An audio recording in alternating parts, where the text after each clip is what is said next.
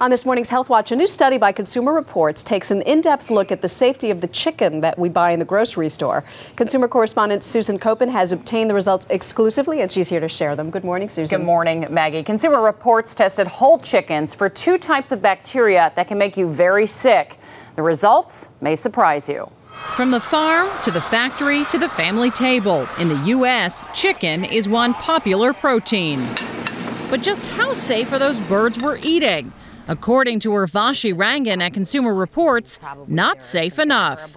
It's a dirty industry and it needs to be cleaned up. Consumer Reports purchased 382 raw whole broiler chickens from more than 100 stores in 22 states and tested for salmonella and a dangerous bacteria called Campylobacter. In your findings, how many chickens came back with contamination? In our findings, nearly 2/3 of the chickens that we tested had either one or both pathogens. 62% of the birds had some level of Campylobacter, 14% had salmonella, 9% had both. Only 34% of the chickens were completely clean of both pathogens.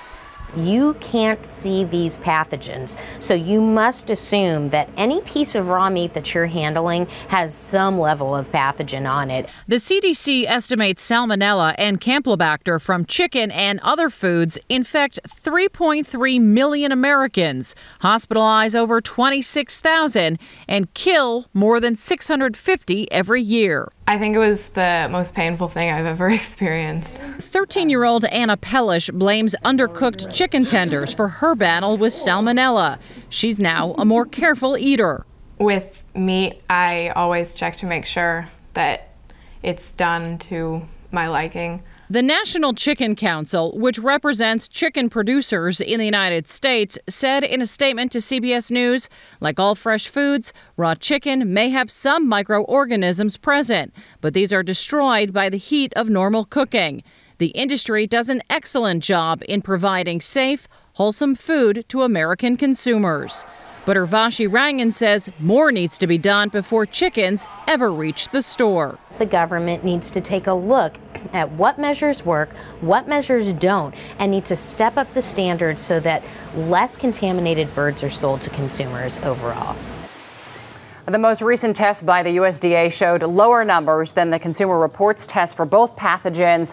Chicken processors must obey specific rules on salmonella, but no federal standards for Campylobacter currently exist. And the presence of bacteria on a chicken does not mean you will automatically get sick, Maggie. So let's talk about ways to prevent getting sick. First of all, when we go to the store, what should we look for when we're shopping for chicken? So when we go shopping, buy your meat last and grab some bags from the produce department and pick up your chicken in the baggie and then put it maybe at the bottom underneath the cart when you're shopping. Then that way the liquid doesn't spill. And you don't actually have to touch anything. And keep it in your baggie when you bring it home and put it in the fridge. Okay, the next is when you take it home and you're handling it before cooking it. Have a cooking board that's specifically designated for raw meat. You only use it for raw meat. And Consumer Reports says don't rinse your chicken in the kitchen sink. Most of us do. Where else would you rinse it? They say take a pot of water if you need to and dip the chicken. But if you're rinsing it in the sink, they say there's a chance that it can splash and actually spread the juices. All right. Okay? And what about when you're cooking the chicken? So when you're cooking, make sure your chicken is cooked to at least 165 degrees, and you should be fine. Use a meat thermometer. Worthwhile investment right there. Meat thermometer and put it in the thigh of the chicken. All right, Susan Koeppen, thank you. Great stuff as always. You can check out the entire Consumer Reports test results on our website. It's earlyshow.cbsnews.com.